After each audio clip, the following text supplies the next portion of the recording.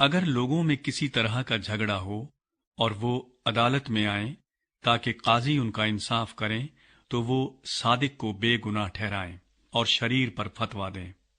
اور اگر وہ شریر پٹنے کے لائق نکلے تو قاضی اسے زمین پر لٹوا کر اپنی آنکھوں کے سامنے اس کی شرارت کے مطابق اسے گن گن کر کوڑے لگوائے۔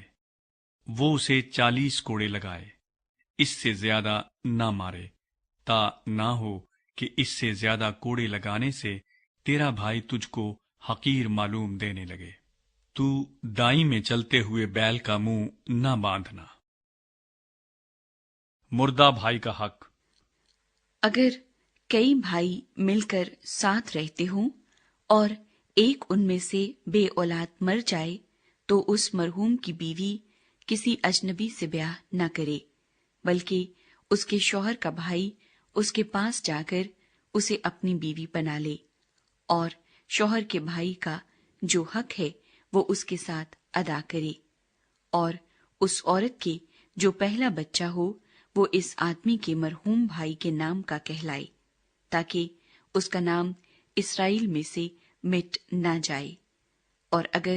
وہ آدمی اپنی بھاوج سے بیاہ کرنا نہ چاہے تو اس کی بھاوج پھاٹک پر بزرگوں کے پاس جائے اور کہے، میرا دیور اسرائیل میں اپنے بھائی کا نام بحال رکھنے سے انکار کرتا ہے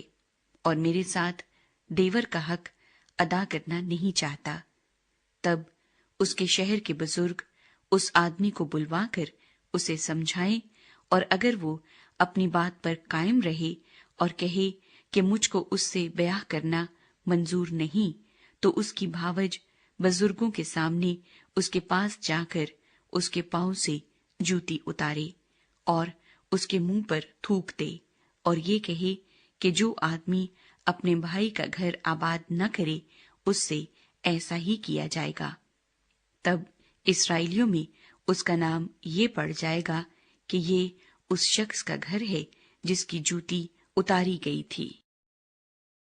دیگر قواعد و ضوابط۔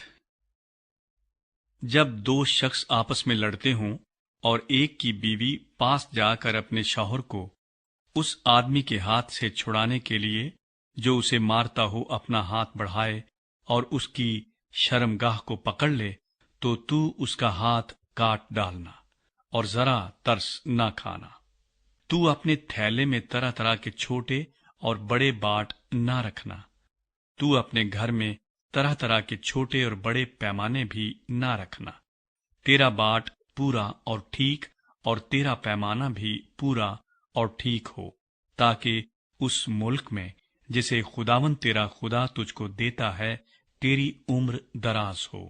اس لیے کہ وہ سب جو ایسے ایسے فریب کے کام کرتے ہیں خداوند تیرے خدا کے نزدیک مکروہ ہیں۔ امالیکیوں کو قتل کرنے کا حکم۔